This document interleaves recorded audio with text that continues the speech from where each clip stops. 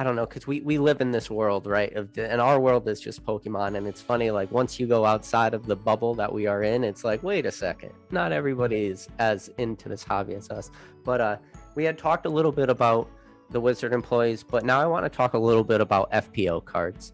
And feel free to just kind of educate anybody out there who might not even know what they were, how you kind of discovered those. Like, tell us a little bit about the backstory to those, because that's one of the more interesting like stories in this hobby.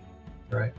So I just got lucky again. I was on eBay. I can't remember what kind of search I was doing, but something popped up where it had 5 cards kind of fanned out.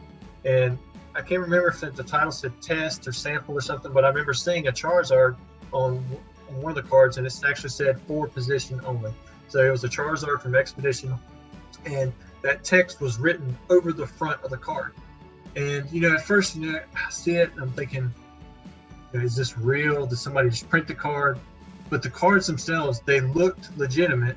The print, you can't really tell from a picture on eBay, but the seller looked all right. And the price was only $59.99. There was 2 Charizards. I can't remember what else. I believe there was a Blastoise, maybe an Arbok and an Ampharos. So I just bought it. And then after I bought it, I messaged the guy, and I started looking around a little bit harder at the other listings that he had. And he was selling Pokemon, Magic, Dungeons and Dragons. Those are the 3 things I've had luck with in the past. Anytime a seller has those 3 items and they're selling them, usually they have something to do with the Wizards of the Coast, and they're an old WotC type employee. And so I ended up straight up asking, hey, did you work at Wizards of the Coast? And he ended up opening up to me as well. And then that led to him telling me the backstory of it. We were able to start exchanging emails and doing things like that. And basically what he told me was he was a part of the design team back when these cards were coming out. He was a part of the transitional process when they were going from basically Wizards of the Coast. They were losing their license, going into Nintendo or just regular Pokemon of America, whatever you want to call it. And these were a part of the test printing process, and they were being stuck inside of Legendary Collection packs, because Legendary Collection, that's the set right before Expedition Base Set. In its Expedition Base Set, that's the first e-reader set. And so these were on a conveyor belt going to the shredder. And he said, well, I'm going to just grab these. And he said he just grabbed them.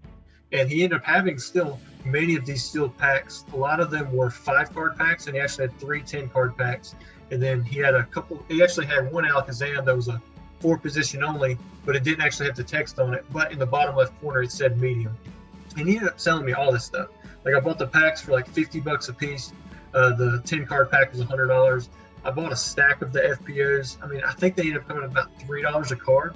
Then he ended up selling me the match prints. He sold me a stack of Neo Revelation hollows, and it was 6 to 7 of each one of the hollows, including the shinings.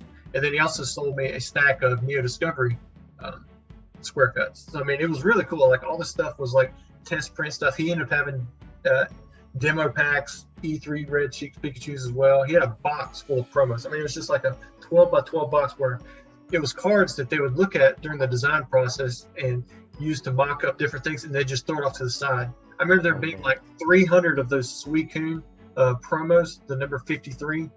I mean, Yep, that's the last Black Star promo, yeah. Yeah, and it was just loaded with stuff like that.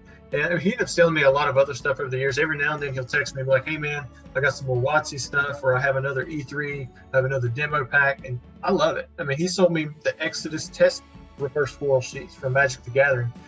I didn't realize how expensive those were. I bought them for $1,000. I think I sold them for $2,000. Then I had somebody offer me $10,000 a piece for them. As soon as I sold them, and I was like, I don't have them anymore.